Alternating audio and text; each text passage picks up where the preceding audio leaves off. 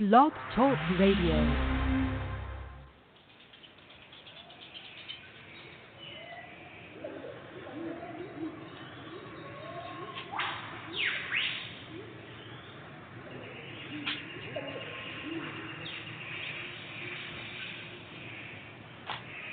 Go lay down. Go lay down.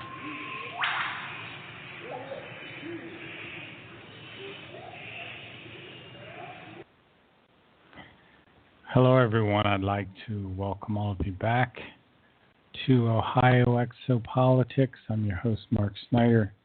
I'm going to give a bit of an overview today.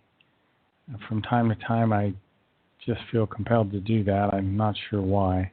It's just kind of the way things work with me. Edward Albert Meyer is a one-armed farmer from Switzerland. He lives in a tiny mountain village called Hinterschmid-Ruti, which is about 52 minutes east of Zurich. He's a prophet. He's a teacher. His previous lifetimes, he's also been a prophet and a teacher. And one of the things he's been talking about is a potential Third World War. Some of that activity is described in the Enoch prophecies. And allegedly, at least Alex Jones is saying, we more or less have declared war on Russia, which is absolutely beyond belief.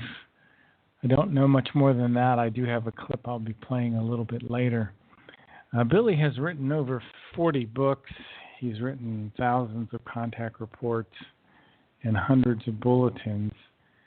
His extraterrestrial contacts go back to the end of World War II when he was a young boy in Switzerland, living in northern Switzerland in a place called Bulak. And Billy used to watch the bombers come over, the American bombers, and occasionally there'd be a bomber shot down. And Billy would also started to watch these strange craft that were appearing. For example, him and his father saw a very large disc hover near the steeple of his church when he was growing up in Bulak. Billy also watched strange lights in the night sky that looked like slow-moving stars, which he also called extraterrestrial craft. When he was a young boy, about 4 years old, he would climb out a lower window in his bedroom and look up at the beautiful starry night and be incredibly inspired by what he saw. Young Billy was getting impulses from the storage banks. We have storage banks of information in our universe, in our galaxy, in our solar system, associated to our planet. And as a young boy, he was very sensitive to these impulses, and he started to get memories that would come back from his previous personalities, and he would hear his own voice say, "Since ancient times, I've lived among the stars." And he started to understand that there was a super intelligence behind our universe, which he called the creation. And he realized that everything which exists in the whole universe is the manifestation of the might and the infinite and true love of the mighty universal consciousness. So Billy had a very unusual life growing up. He started to get these telepathic messages from an extraterrestrial human named Svath, who was nearly 1,000 years old. And Billy was told to go out into the forest and wait for Svath. And then out of the sky came a strange pear-shaped craft which landed in a field nearby. And Billy walked over and he saw the man that he had seen before in his mental images, his teacher, his new mentor for the next 11 years, who would teach him about his previous lives and teach him about what he would be doing this life as a prophet and a teacher.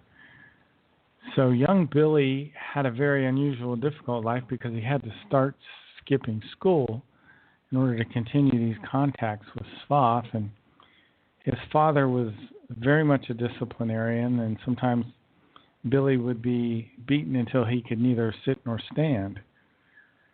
It was a difficult life, and he had a great friendship with Pastor Rudolf Zimmerman, who was also getting telepathic messages. Billy was concerned that he might have been losing his mind at first, and Pastor Zimmerman assured him that he was fine and that this was, in fact, a normal communications.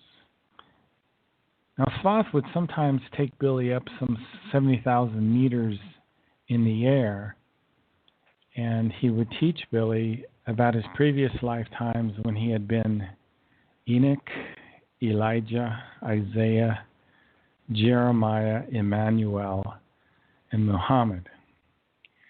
And in these previous lives, Billy taught this ancient universal teaching called the teaching of the Spirit. And in one of those previous personalities, he was the man that we today call Jeremiah. And Jeremiah would often look to the future, and Jeremiah made predictions rather than prophecies. And Jeremiah would say this repeating phrase, when the prophet of the new time comes, the people of the earth will be lovers of pleasure. When the prophet of the new time comes, the people of the earth will be overpopulated. When the prophet of the new time comes, the people of the earth will be lovers of money. One of the things that Svath taught Billy was that everything in the whole universe is a oneness which flows through all things, that all existence and all life is a oneness, in that the creation, the universal consciousness, is a oneness, and that our spirit forms are tiny fragments from this universal oneness, and that we all have the same purpose in life, and that's evolving our consciousness. Svath transmitted a great knowledge to Billy, and at one point, in one of their contacts, he placed a device with many wires on Billy's head, and from this device, young Edward Albert Meyer got this great wellspring of knowledge. And what Svath was doing was opening up the abilities of his previous personality, and Billy felt very unusual forces penetrating into him, and he suddenly knew events that would take place in the future. Svath explained to him that certain abilities were being awakened within him because of this instrument, and these were abilities that he had gotten during his previous lifetimes that would help him during this difficult mission that was ahead of him.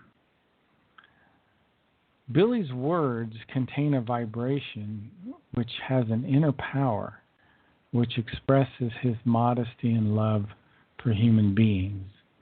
Billy's real name is Edward, which means guardian of the treasure. And he is known worldwide as Billy, sometimes as Beam. And what's different about this lifetime than his previous lifetimes is that now this teaching is going to be stored in written form, and it will eventually transform the human beings of this world, and it will awaken the human race out of a very deep sleep. And what is being taught is called creational truth, and it will bring about a worldwide movement related to peace, love, and freedom. So Billy started out with a very interesting lifetime but also very, very difficult. One of the things that Thoth taught Billy was about something called spiritual telepathy, which enabled young Edward to get information down from a spiritual plane called Arahat Atharasata. So we go through many millions of years of incarnations, and eventually we end up in this spiritual plane. And as a young boy, Billy is getting information from the spiritual plane. And as I said earlier, the 7 incarnations of the Meyer spirit form include the person that we call Henoch, Elijah, Isaiah, Jeremiah, Emmanuel, and Muhammad. And I mentioned some of the prophecies of Jeremiah. There were also prophets of Henoch, who is also called Enoch. And some of the prophecies involve 2 civil wars which are going to take place during our lifetimes, potentially. The potential breakup of the United States into 5 different areas. And we're already seeing it. I think this current election is a very spooky symbol of these strange changes that are ahead of us. Hopefully, Billy will be wrong about some of these things, because if that isn't true, then we've had some very difficult things to face. One of the strange things that is coming to our future relatively soon, something that's mentioned in the Henoch prophecies, is human cloning. And I've heard crazy rumors that there could be a clone of Hillary, who knows. But human cloning is the creation of a genetically identical copy of a human. And what they do is they can take from a cell, I think, and create a whole human copy from the cell. And this other human will have a spirit form and will be another human being.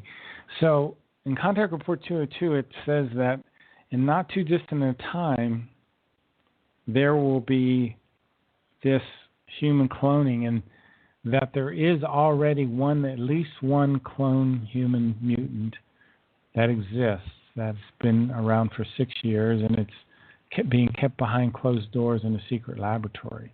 It's being kept for research purposes. Now, this is what Henoch or Enoch has to say about the human clones that are coming. He says, the irresponsible politicians will unscrupulously exercise their power, assisted by scientists and obedient military forces serving them, who together hold a deadly scepter and will create clone-like beings who will be bred in a total lack of conscience and will be scientifically manipulated to become killer machines. Division by division and devoid of any feelings, they will destroy, murder, and annihilate everything. The military clones will gain their independence, and under their own management will bring death, devastation, destruction, and annihilation.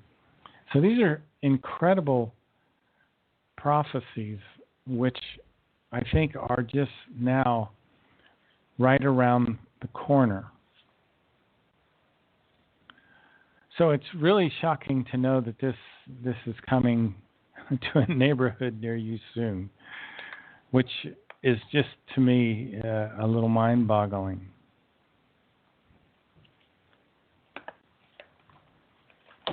Let me talk a little bit about the phases of our lifetime. And when I mean our lifetime, I don't mean this material lifetime, but I'll talk a little bit about the law of reincarnation here from the bigger picture.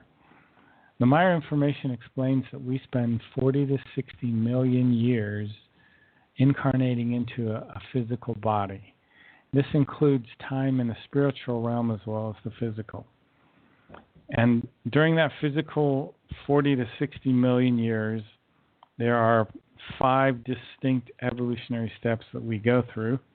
The Plejaren are in the last stage, number 5, before they will shift into a half physical, half spiritual state. We here on the earth are in stage 2, and the stages include primitive life, rational life, intelligent life, real life, life and creational wisdom. In the 6th stage, we will spend 56 million years incarnating into a half physical and a half spiritual body. That's in the 6th stage. And then when we get into the spiritual planes that I was described briefly earlier, like Arahata or Rasata, we are in those spiritual planes for 2.9 billion years. Now, some things to think about in terms of your spirit form. First of all, what did Emmanuel say about the spirit? He said the spirit and the body are one, and that the body comes from the spirit, but it's a different form and type than our body. The spirit and the body are one, but the matter is different, is a little different. There's not a duality between our body and our spirit, which is just, to me, astounding again. Our spirit form is not able to think creatively, and it doesn't become fully conscious until it merges with creation. The human spirit can never enter into an animal or a plant. And there is neither a heaven nor a hell. There is a other realm where the spirit form works in between lifetimes. And in order for the spirit form to evolve, it creates the overall consciousness block in the spiritual realm. And the spirit form resides in our superior colliculus when we're in a material life. And the superior colliculus is in the middle brain. But it sends its energies throughout the entire body. The spirit form is not affected by anything in the material realm.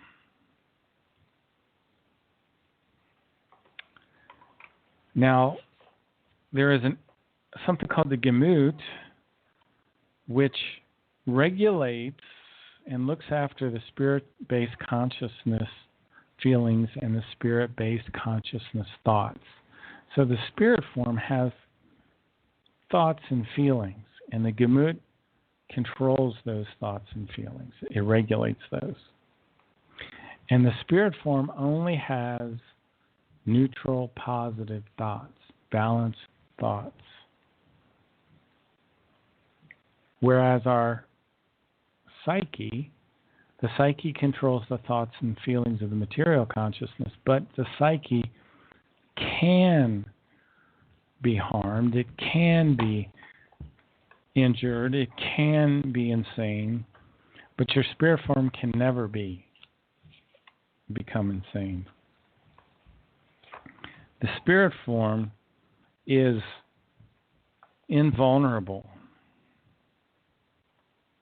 but the material consciousness alone can be creative.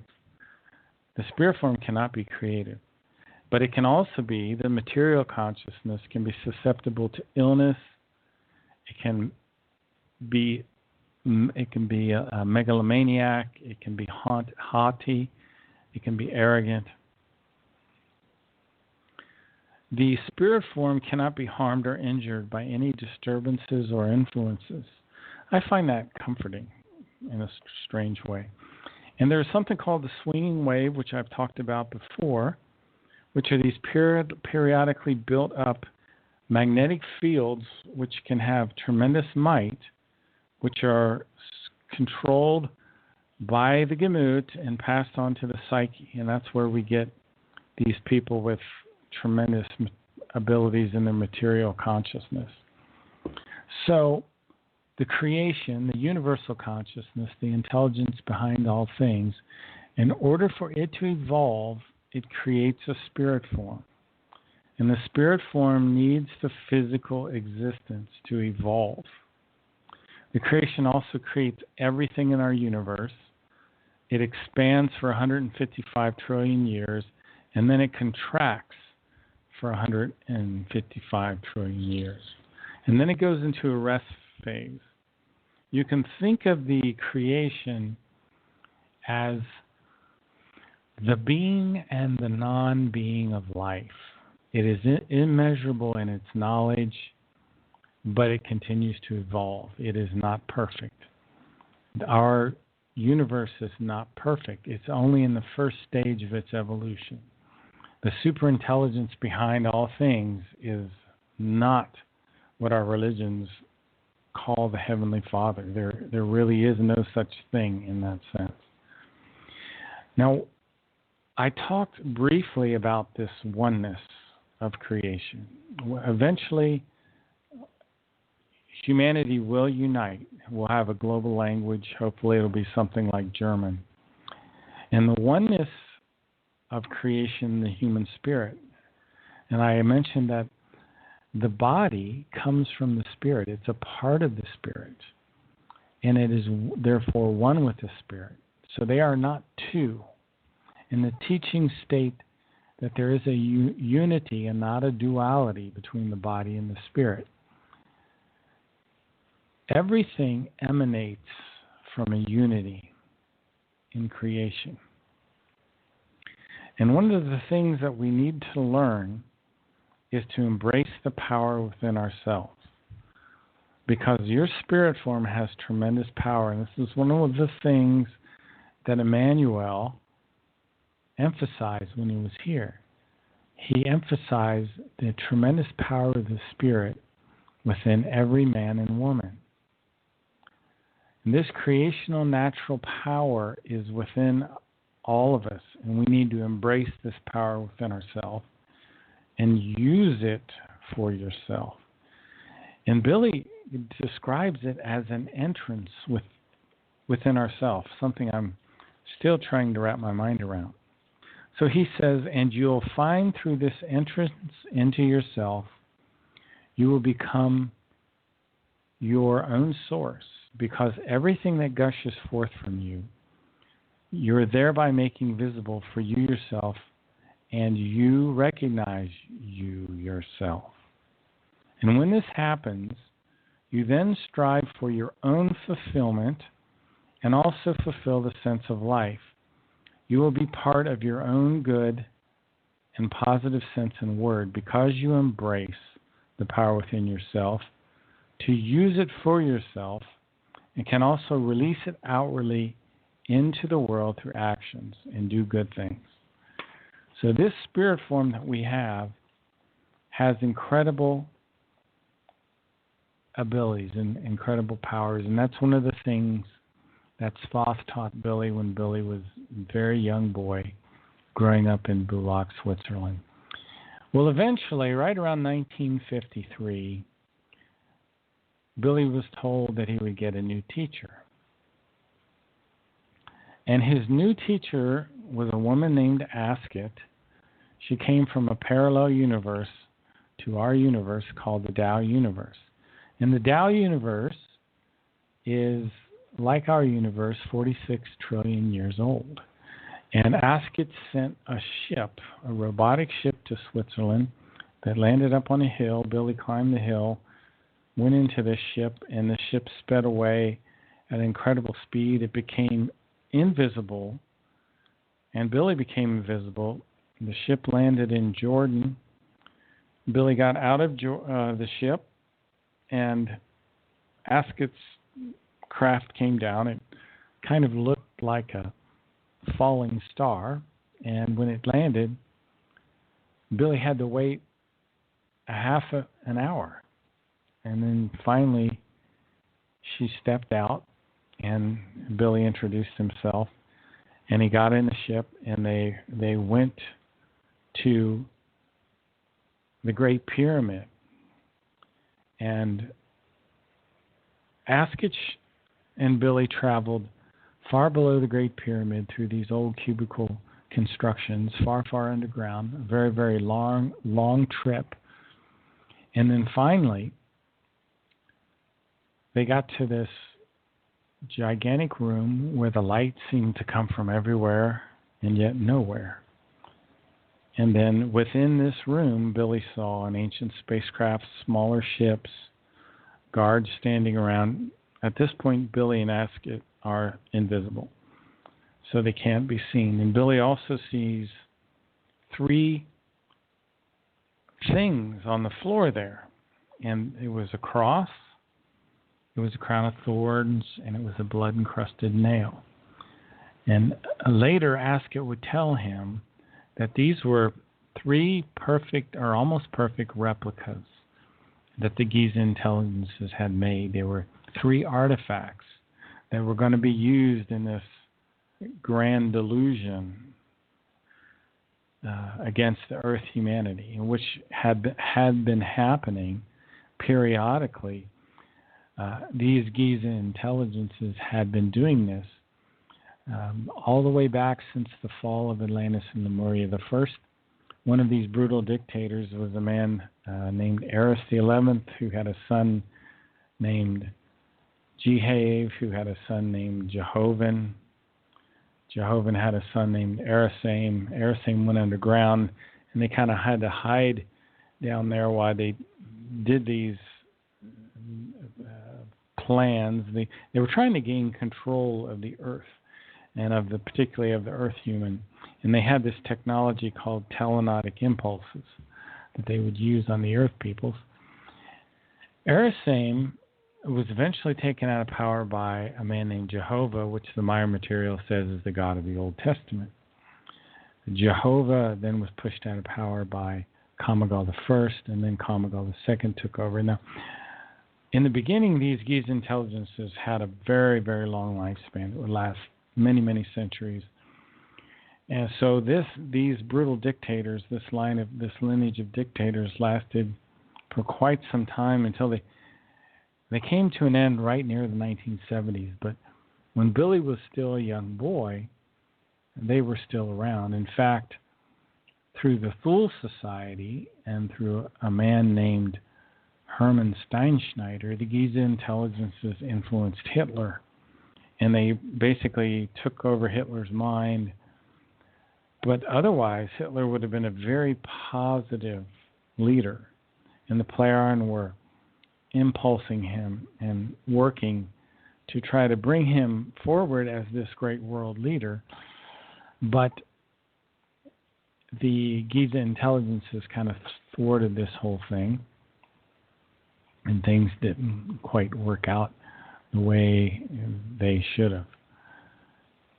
In any case, Billy met with Asket for quite some time, and his experience in the lair of the Giza intelligences made him want to study the religions of the world, not to be a member of these religions, but to kind of study them academically. And Billy went to India, and he studied in the Ashoka Ashram in India, where he met Phobal Chang, who was eventually going to be a UN diplomat. And she would eventually meet Billy and come to Switzerland, and where they reminisced with their mutual experiences, because they both saw Asket while she was visiting Billy at the Ashoka Ashram. Billy and Asket would often walk in the gardens, and the people saw her there, and they considered Asket like a goddess, and her ship would often be hovering over the ashram. A very, very interesting situation. But eventually, after 11 years, Billy's contacts with Asket came to an end. Billy had 11 years of a normal life. Eventually, he met with a woman named Semyase. Semyase was from the same people as Svath. She was a Plejaren. But before I talk about Samyasa, I wanted to mention a little bit about what Aska had to say regarding our origins here on Earth.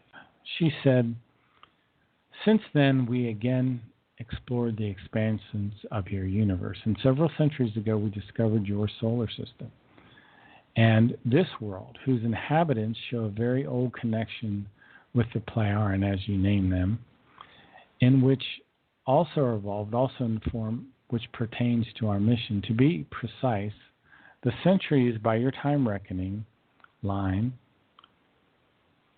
are 33, during which we were again able to travel and explore your universe.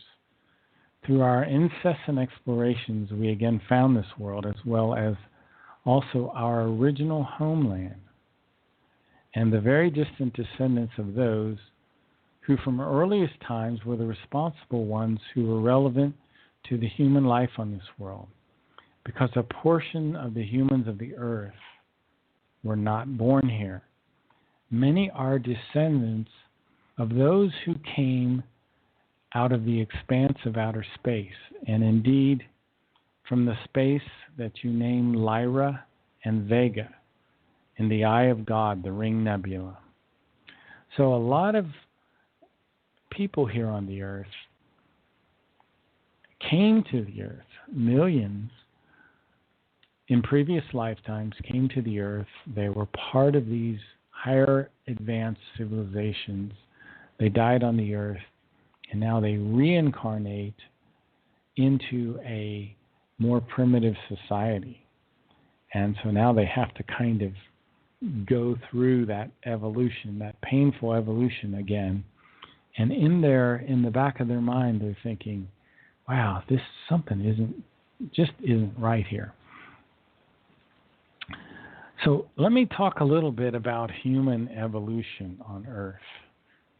Because while we had very advanced extraterrestrial humans here in the past, we also had a naturally evolving Earth human.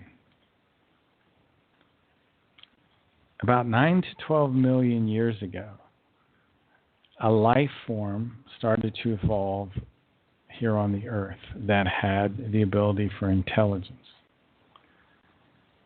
This was the first humans start to appear, something along those lines. Now, human beings come from a mammal called Adicillia spacialis cromptoni. It's something, just about a few inches long. It's an extinct genus of mammal from the late Triassic period, about 225 million years ago. And it's thought to be the common ancestor of all modern animals on the earth. So eventually we got primates, and then we got apes, which split into one direction, and we have humans, which went to another direction. Primate beings, respectively primary beings, come into being everywhere, out of which, on one hand, through further evolution, the human species develops. So the human species develops from primates. Now, at one time, hundreds of thousands of years ago, if not millions of years ago, there were 3 worlds in our solar system that supported life. One of them was Mars.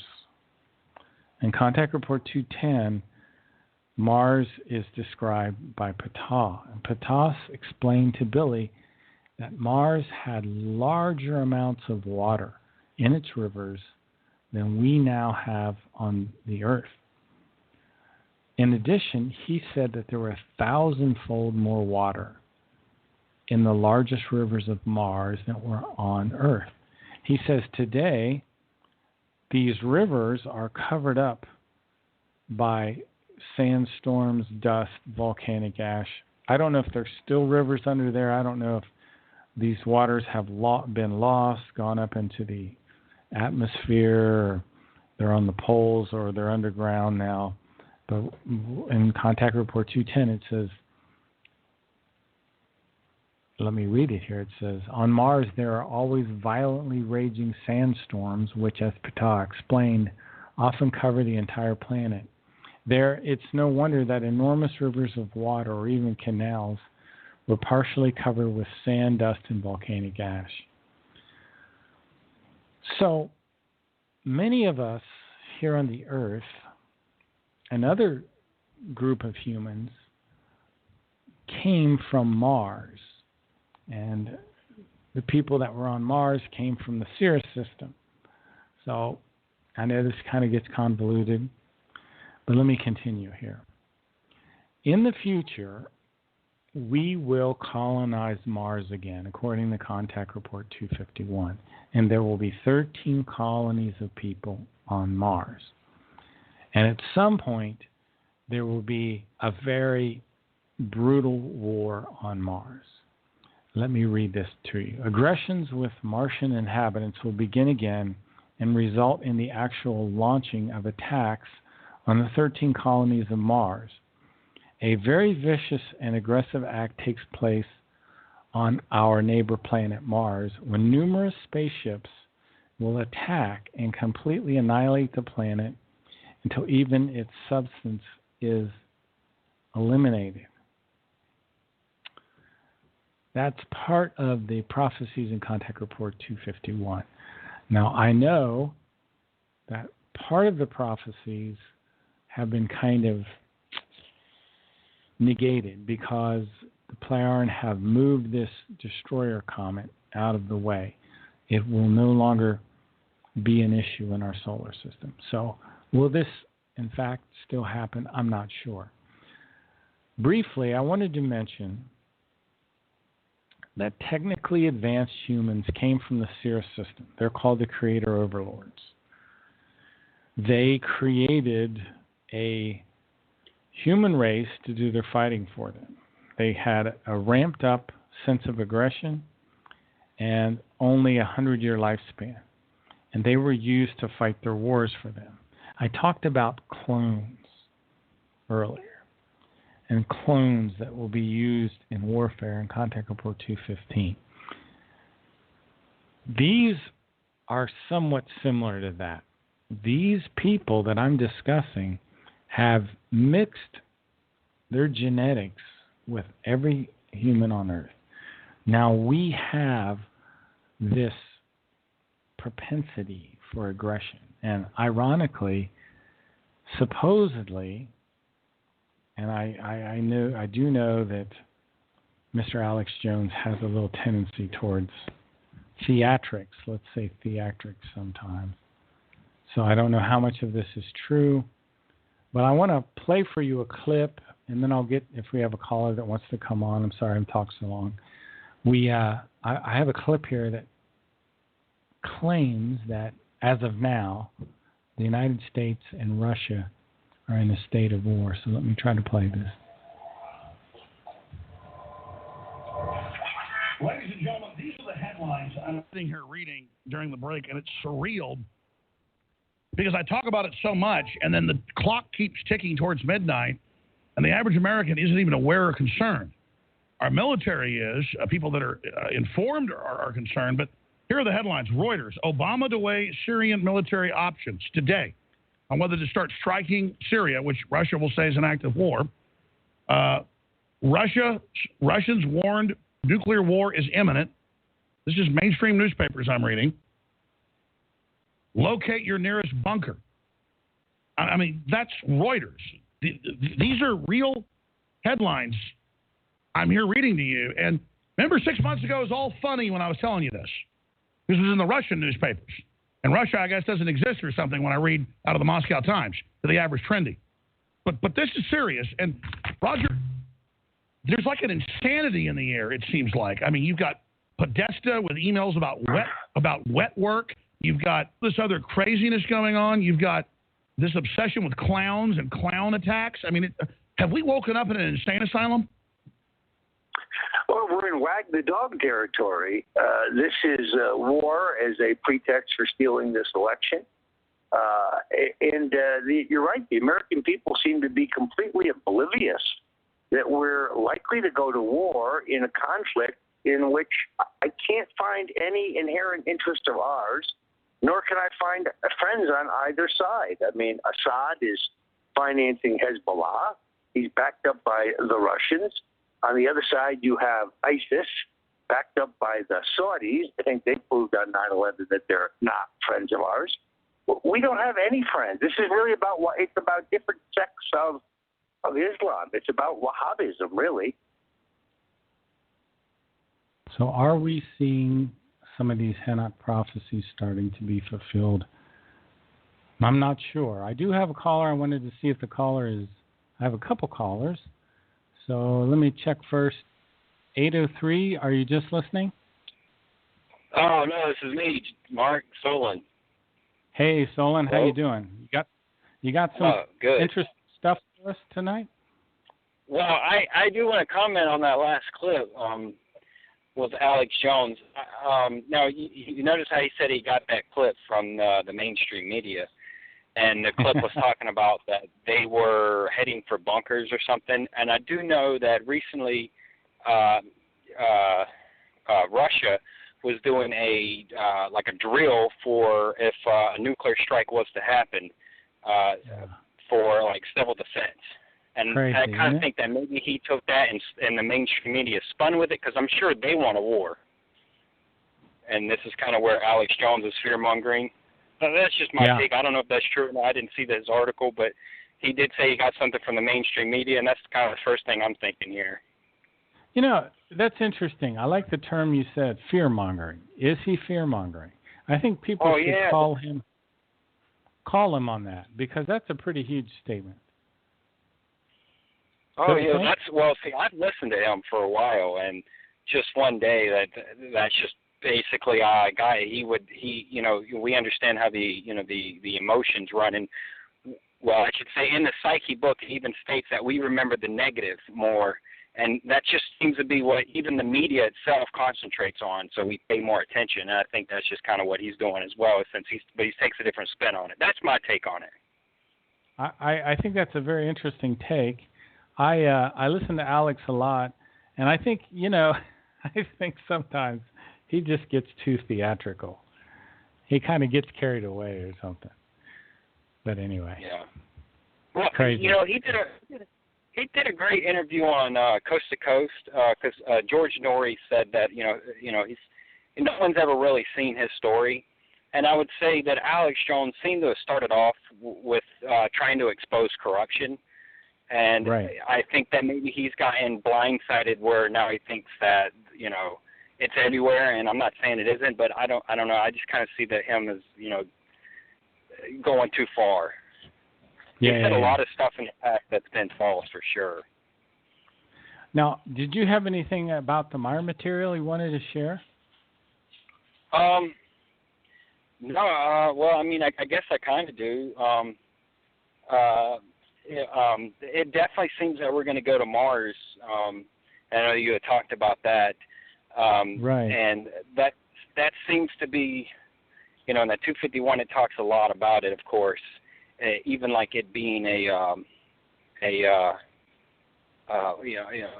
rebuilding it back up and then destroying it, getting invaded by like outsiders, it seems like. Well, I wonder about what is it, the company called SpaceX with Elon Musk, the guy that says he's going to Mars. And I just wonder about this whole thing, and I'm trying to, make sense out of it. Are they really advanced enough to make it is what I'm wondering, Well, I do know that he has a huge passion to do it and the drive, apparently also the money. It just seems weird that it's a man creating electric cars, but yet thinks that we need to use gas in order to go up there. But, of course, he is a physics person, and maybe he understands more than I do on this. So, I think he does understand that we need a different route to go about this. So I do want to state that he does say the first thing that they use to go to Mars will be like androids or something, he said. And I know in the Maya prophecies it states that the first mission to go to Mars will be a failure. Really? So if that's the case, maybe we won't lose people on the first mission. Well, is that in Contact Report 251? Yes. I believe so, or it's in 215, but I believe it's in 251 where we first go to. The first one will be a failure, and he says the second one will be a success, but it'll have complications. Isn't it incredible that hundreds of thousands of years ago or millions of years ago that there were human civilizations on Mars? Yeah, definitely. Well, I think Malona was an incredible story as well. Our asteroid belt. Yeah. I don't know how much you know about that. Or actually, you've had stories on it, haven't you, on your show? Yeah, there's so much in that Contact Report 251 that I could just spend a lot more time on. I was looking at the rise of the robot people again, and one thing I had missed, and this is crazy, I had always thought that they had their arms and legs removed and attached to machines, these robot people, which maybe they did, maybe it's but, and this is what I had missed, is that there was a genetic and intentional, and I'm going to have to read it again, but what I thought I read today was they intentionally did genetic engineering so that the kids would be born without arms and legs and their nerves exposed so they could attach them to machinery. And this just seems so twisted and gross, disgusting to me. Not really. If you look at today, more people are interested in virtual reality than they are in reality. In other words, you're saying we're being led down that path already. Oh, yeah, I think it's easy to see, but I would say when I was a younger boy, if you would have told me about this, I would be signing up for it. Knowing what I know today, I would not. And I think it just comes down to, oh, man, you talk about putting a computer chip in my head. You got to be kidding me, man. So I think that's what. And a lot of kids like that they're just that way. They want to sign up for it. They think it's great. Oh yeah. Yeah, well, that's just it. We don't see it being a problem later on down the road. As I was seeing this, and I had gotten out of all this later on, especially when I had saw more of nature. I think that's kind of the problem, is that we're. If you look in the cities, there's not a lot of nature, and therefore. When you look at something that can, you can develop something and, grow from that, I feel like we still have this creativeness in us, and we don't happen to be able to do it with the natural way. So we end up going down the technological. It's my take on it. And I don't think it's going to necessarily be a shortcut. No. Trying to merge with machines. I don't think it's going to be a shortcut. Well, it does state that these, and I'm not trying to promote it at any point. I'm not for it, but it does state that these people will have in their consciousness. Yes. And I watched I think it was a clip of people who were pulling like remote control stuff with their mind, and the way he had to think inside of his mind, he had to, in order to. And in the Meyer material, it's always about focusing. And you're breaking up a little bit, I think. Okay, I'm sorry. Can you? You're breaking up a little. Go ahead, repeat what you were just saying about moving things with your mind or something like that. There was a company that came out with this thing you put on your head, and it reads what fires off in the brain, and that's how it can control the robot to go either forward or backwards. And this is, to me, I started to get the idea. I was kind of seeing how they were going to be able to develop quicker consciously, because they were going to have to focus more in their mind, and in terms of being able to control these robotic things. That is fascinating. So they were developing that portion of their mind faster than a normal Earth human. Well, I would say that this was still in its primitive stage, of course, but I'm just saying in 251 it talks about these people having, in order for this company in Russia to control these robots, it had to be, it was reading certain things being fired in the mind, and this is how I'm describing it. I can send you the link to that if you want. Now, that was a company in Russia, you were saying? Yeah, yes, it was. Yeah. Now, and what were they building exactly? They were trying to actually build drones, but they didn't want to control them with the the little gadgets. They wanted the people to be able to sky. And he was very focused. You could see how he was kind of focusing himself, and it was moving the thing. And he was, of course, he was looking at it, of course, because you have to, I don't know how it works in the mind, but it was reading certain signals that were happening in the mind and moved based off of this. And it seemed to be pretty finicky, but it was working. And it was kind of scary. 251 was talking about these higher consciousness abilities. Let me read this here. It says, all of this will come into play barely 15 years after the aging gene is isolated and neutralized. So all of us have this aging gene right now. And if we didn't have it, we might live to be 1,000. But we'll continue here. When the human biologic aging process is largely surmounted and the related previous vicious genetic manipulation will be finally remedied, a looming new war will break out and last for approximately 40 years. Now, do you remember? I don't remember them saying that this war, whenever it is, would last for 40 years. This is scary. Yeah, but we're also talking about like an interplanetary thing too. They're going to be on space stations. This isn't necessarily going to be people of Earth or on Earth, but these are going to also be people on Earth and off of Earth.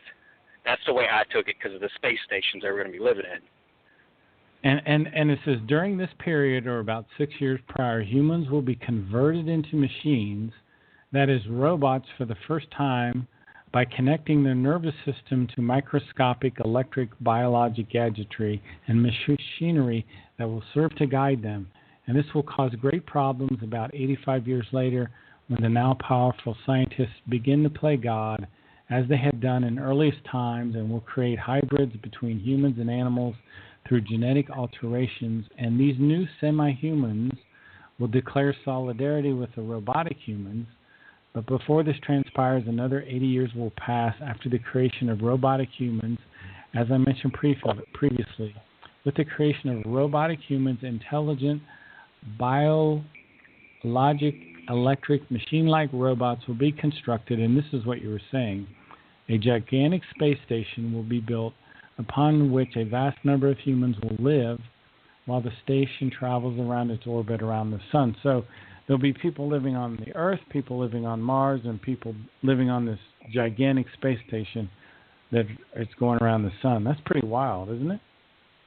Yeah, well, yeah, apparently there's going to be multiple space stations. I think there's going to be one around Venus, if I remember correctly. Wow. So, yeah, it's weird. Now, I would say recently there was an article that came out and said that I think it was the U.S., said that they were going to have a space station in orbit. And I forgot, I don't know if there was a date, but basically this was in the works. This was in the plans.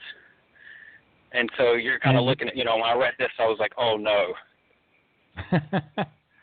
And Ken in the chat room says they are already starting human testing with anti-aging DNA manipulation.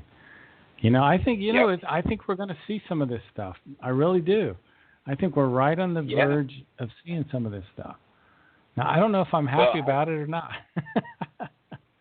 Well, it's going to bring great. I mean, remember I was talking to you Friday about the fact that, we talk about how we get old and, there's so much I'm sure you want to do and there's so much I want to do. And being only to get, to 100 years old, there's only but so much you could do in one lifetime with that. So there will be greatness that'll come with being able to live longer. Yeah. Can you imagine how much smarter you'd be after another 100 years? How much you'd learn? Yeah. Well, in the Way to Live, it talks about once you get to the age of 70, about how you basically live with these laws. And so I was told this, but I think the Bajarans only marry after the age of 70. Yes. So it's kind of interesting. Like, we look at life basically ending, like retirement age is that, and they're looking at life as beginning in a certain sense of how we see it. That's crazy. What a different perspective. Of course. Totally different. We all totally. Yeah, it's yeah. But yeah. So I'm Mars is, in astrology. I don't know if you know much about astrology, but Mars in astrology is the warrior. It's the one all about war. And so for us to, when I read these and I was reading what's going to happen to Mars and how, it's going to start a war against Earth for its independence, and then it's going to get invaded and all these wars that was going to happen with it, I was like, it's no wonder that it got its name, Aries, which is this warrior. Exactly. And then to read its future, it's kind of like, I don't know, I'm kind of into astrology for various reasons, but they kind of caught my attention. Well, Solon, we are almost out of time. We've got about 3 minutes left. Did you have any closing statements you wanted to make? No, I guess I just not really. I guess I'd like to let everyone know that I am uploading your shows to YouTube. So excellent. Yeah, folks, we've got some of these shows that I've done. Actually, quite a few. I think Solon has uploaded to YouTube. Yeah. So can they just type in Ohio Exopolitics and? Yeah. It's on my channel. It's Skill Solon, but yeah, they should be able to find there. I mean, there's like 130 some videos now, so they should be able to find it. Excellent. By Ohio Exopolitics. I appreciate it, Solon. Folks, you've been listening to Ohio Exopolitics. I'm your host, Mark Snyder. We'll catch you on Wednesday, the 19th of next week. I'll be speaking with Mary Joyce, talking about skyships over Cashiers, North Carolina. We'll see you then. Take care. Bye-bye. Thank you.